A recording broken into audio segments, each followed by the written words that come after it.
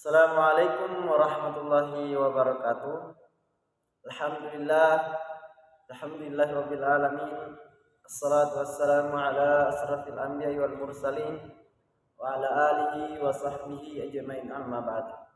Pertama-tama, marilah kita yang menjadikan puji syukur kepada Allah Subhanahu wa taala, di mana Allah Subhanahu wa taala yang telah memberikan kita beberapa nikmat, di antaranya nikmat kesehatan, nikmat kekuatan, nikmat kesempatan, dan yang lebih penting adalah nikmat iman dan Islam. Dan kemudian marilah kita mengirimkan salawat kepada baginda Muhammad sallallahu alaihi wasallam, di mana beliau yang telah perjuangkan agama Islam. Beliau rela dicaci, dimaki, dilempari batu demi untuk memperjuangkan yang namanya agama Islam. Dan alhamdulillah pada saat ini, pada kesempatan ini kita masih bisa merasakan perjuangan beliau, yaitu nikmatnya Islam. Jadi sebelum saya membahas materi yang akan saya sampaikan, terlebih dahulu perkenalkan, nama saya Amal Tasbih, prodi Program Studi Pendidikan Agama Islam, Fakultas Pasca Sarjana. Baiklah, adapun judul materi yang akan saya sampaikan pada kesempatan hari ini yakni mengenai tentang hukum bacaan nun sukun atau tanwin. Oke, baiklah. Selanjutnya saya akan membahas mengenai tentang hukum bacaan nun sukun dan tanwin. Nah, adapun pengertian daripada nun sukun atau tanwin atau tanwin adalah yaitu pertama, nun sukun adalah nun yang berharokat sukun atau yang biasa kita kenal dengan berharokat mati, sehingga tidak dapat dibunyikan kecuali diawali dengan huruf lain atau huruf-huruf hijaiyah. Contohnya seperti huruf yang berharokat berharokat fathah, berharokat kasroh, dan berharokat dhammah. Seperti contoh dalam bentuk kata yaitu dunya, inda, dan an'amta. Nah, sedangkan tanwin adalah nun mati yang bertempat di akhir isim atau kata benda, yang kelihatan apabila dibaca secara wasal atau disambung dengan kata lain, dan tidak kelihatan ketika di akhir bacaan. Nah, selanjutnya yaitu bunyi tanwin ini sama seperti nun sukun, sehingga hukum bacaannya pun juga sama. Dalam penulisannya, tanwin merupakan tanda harokat yang terdiri dari fathatain, kasrotain, dan dhammatain.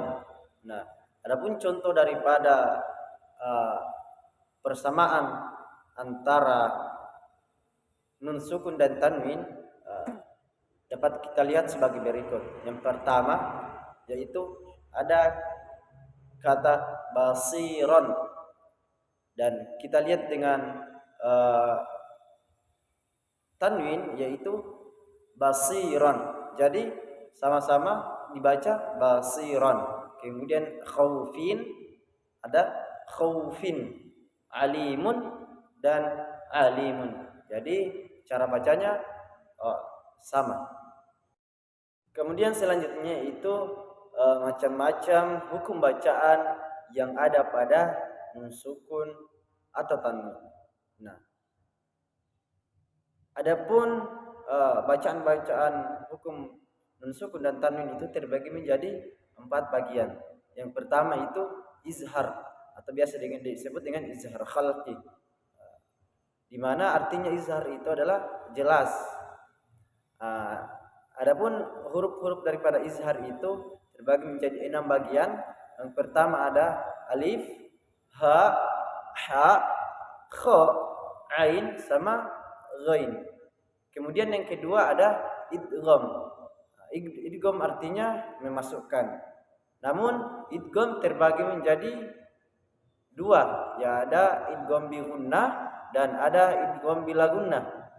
Nah, adapun makna daripada idgham bi gunnah itu adalah dimasukkan dengan cara mendengung.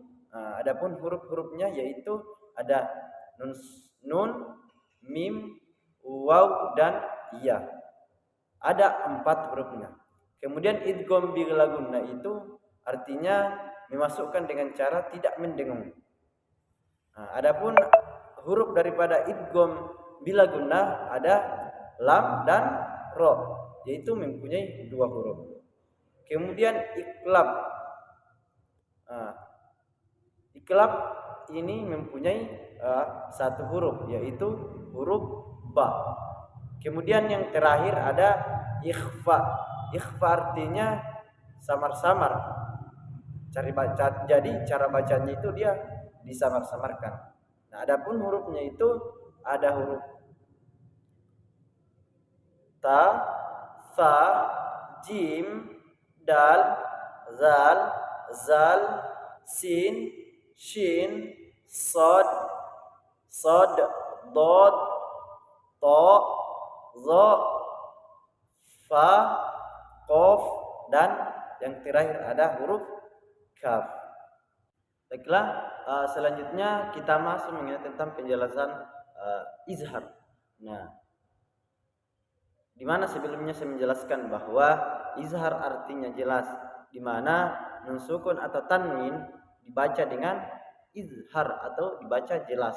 Namun dan apabila bertemu dengan huruf-huruf khalqi atau tenggorokan yang berjumlah ada 6, yaitu tadi ada hamzah, ada ha, kha, ain dan ghain. Nah, ke-6 huruf ini yaitu makhrajnya ada pada tenggorokan atau halqi, sehingga bacaan izharnya disebut juga izhar halqi. Jadi cara membacanya itu harus dibaca jelas. Bacaan nun sukun atau tanwinnya itu tidak boleh terpengaruh oleh huruf sesudahnya. Adapun contoh bacaan halqi dalam kalimat dapat kita lihat sebagai berikut. Oke, yang pertama yaitu ada huruf hamzah yang bertemu dengan nun sukun. Dapat kita lihat yaitu tertulis yan auna, maka dibaca juga yan auna. Jadi huruf nun sukunnya itu dibaca jelas. Yan auna. Kemudian selanjutnya tanwin yang bertemu dengan huruf hamzah yaitu kullun amanah. Kemudian kullun amanah. Kemudian ada ha yang bertemu dengan huruf nun sukun dan huruf nun sukun yaitu yanhauna. Kemudian dibaca yanhauna. Begitupun dengan tanwin. Ketika tanwin bertemu dengan huruf ha yaitu qaumin hadin. Jadi idgham artinya yakni memasukkan.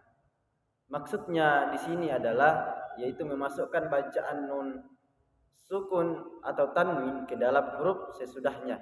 Jadi nun sukun dan tanwin dibaca idgham apabila bertemu dengan huruf-huruf yakni ya, nun, mim, waw, lam dan ro. Jadi di sini ada 2 macam idgham terkait dengan hal ini, yaitu idgham bi gunnah dan idgham bila gunnah. Pertama itu idgham bi gunnah. Nah, adapun yang dimaksud dengan idgham bi gunnah adalah yaitu membunyikan nun sukun atau tanwin dengan memasukkan pada huruf sesudahnya. Dan bi gunnah terjadi apabila ada nun sukun atau tanwin bertemu dengan huruf-huruf idgham bi gunnah, yakni ya, nun, mim dan waw. Jadi terdapat 4 huruf atau biasa disingkat dengan kata yanmu. Adapun contoh daripada nun sukun atau tanwin adalah yaitu yang bertemu dengan keempat huruf hijaiyah dapat kita lihat sebagai berikut. Jadi contohnya yaitu nun sukun bertemu dengan huruf iya. Jadi tertulis man yakulu tetapi dibaca mayyakulu. Kemudian ada tanwin, ada nun sukun bertemu dengan nun, yaitu ditertulis an-nafsin, an-nafsin, tetapi dibaca an-nafsin. Jadi mungkin itu dua contoh. Mungkin sampai di sini jelas mengenai tentang pembahasan nun idgham bi gunnah. Baiklah, selanjutnya akan tetapi dalam pembacaan idgham bi gunnah ini tidak terjadi dalam satu kata. Namun jika hal tersebut dalam satu kata, maka tidak lagi dibaca idgham bi gunnah, melainkan harus dibaca izhar atau jelas. Sebagai contohnya dapat kita lihat sebagai berikut. Nah, adapun contohnya yakni adalah ada waw bertemu dengan nun sukun, yaitu tertulis sinwanun dan dibaca sinwanun. Nah, akan tetapi tidak dibaca siwanun karena di mana hal ini terdapat dalam satu kata. Jadi idgham bi gunnah tidak berlaku dalam hal tersebut. Kemudian selanjutnya itu mengenai tentang idgham bila gunnah. Jadi maksud daripada idgham bila gunnah adalah itu membunyikan nun sukun atau tanwin dengan cara dimasukkan pada huruf sesudahnya dan dibaca dengan lebur. Jadi tanpa mendengung. Jadi bacaan hukum nun sukun dan tanwin ini hilang dan lebur dengan huruf sesudahnya dengan mentasdidkan. Idgham bila gunnah terjadi apabila nun sukun atau tanwin bertemu dengan huruf daripada idgham bila gunnah, yakni lam dengan ro. Adapun contoh daripada idgham bila gunnah dapat kita lihat sebagai berikut. Baiklah, contohnya dapat kita lihat yaitu ketika nun sukun bertemu dengan lam, yaitu tertulis dengan kalimat la illam yantahi. Tetapi dibaca la illam yantahi. Jadi seakan-akan nun sukunnya ini hilang atau tidak dibaca. Kemudian tanwin bertemu dengan huruf lam atau tanwin bertemu dengan huruf ro. Jadi dapat kita lihat secara tertulis itu syaitonir rajim. Akan tetapi ketika dibaca syaitonir rajim, jadi seakan-akan baris daripada kasrotain ini dihilangkan satu sehingga rohnya jadi tasdid. Itulah penjelasan mengenai tentang idgham bila gunnah. Baiklah, selanjutnya yaitu mengenai tentang iklab. Arti daripada iklab ini adalah menukar atau mengganti suatu huruf menjadi huruf lain yang berbeda dari huruf asalnya. Di mana dalam hukum nun sukun dan tanwin, iklab berarti menukar atau mengganti nun mati atau tanwin menjadi bunyi mim atau menjadi mim mati disertai dengan mendengung. Nun mati atau tanwin dibaca iklab apabila huruf ba bertemu dengan nun sukun dan tanwin dan mengganti menjadi mim sukun disertai dengan dengung. Baiklah, adapun contoh daripada iklab dapat kita lihat sebagai berikut. Yang pertama itu ketika ada nun sukun bertemu dengan huruf ba, yaitu secara tertulis itu tulisannya itu anbihum, akan tetapi dibaca menjadi ambihum. Begitupun ketika tanwin bertemu dengan huruf ba secara tertulis, yaitu alimum bizati, akan tetapi ketika dibaca dengan benar, yaitu alimum bizati, maka huruf tanwinnya, bunyi tanwin atau bunyi nun sukun itu diganti menjadi mim sukun. Kemudian selanjutnya yaitu mengenai tentang ikhfa. Nah, ikhfa mempunyai arti yakni samar-samar. Jadi cara membaca daripada ikhfa ini adalah yaitu suara nun sukun atau tanwin itu masih tetap terdengar, tetapi samar-samar antara izhar dengan idgham, dan terus bersambung sampai kepada makhraj atau huruf sesudahnya, sehingga kedengarannya seperti ng jika bertemu dengan qaf dan kaf, dan ada kalanya juga terdengar seperti ng dan ny ketika bertemu dengan huruf tha, zal, zal, sin, shin, zo dengan fa, dan ada kalanya juga terdengar seperti ny jika bertemu dengan huruf jim, dan ada kalanya tetap berbunyi seperti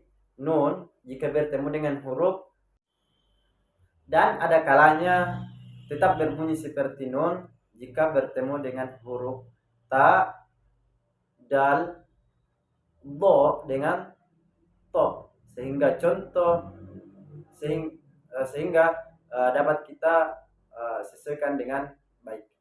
Kemudian adapun contoh daripada ikhfa adalah dapat kita lihat sebagai berikut, yaitu saya kasih beberapa contoh, diantaranya adalah ketika nun sukun bertemu dengan sod. Jadi cara bacanya itu secara tertulis itu unsurna, tapi dibaca unsurna. Saya ulang, unsurna, dibaca samar-samar. Jadi bunyi nunnya itu tidak terlalu jelas karena disamar-samarkan oleh huruf sod. Kemudian selanjutnya itu dari sisi tanwin ketika bertemu dengan huruf sod, yaitu dapat kita lihat secara tertulis itu rijalun sodakoh, sodaku, rijalun sodaku, akan tetapi dibaca rijalun sodaku. Saya ulangi, rijalun sodaku.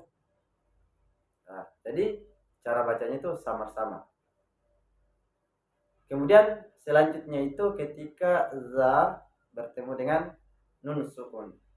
Ketika nun sukun bertemu dengan huruf za, yaitu secara tertulis itu munzirun, akan tetapi dibaca munzirun. Ulangi, munzirun. Nah, begitupun ketika tanwin bertemu dengan huruf zal, yaitu secara tertulis sawaban zalika, sawaban zalika, akan tetapi dibaca sawaban zalik, sawaban zalika. Oke, saya ulang, sawaban zalik. Oke, jadi itu contoh daripada ikhfa.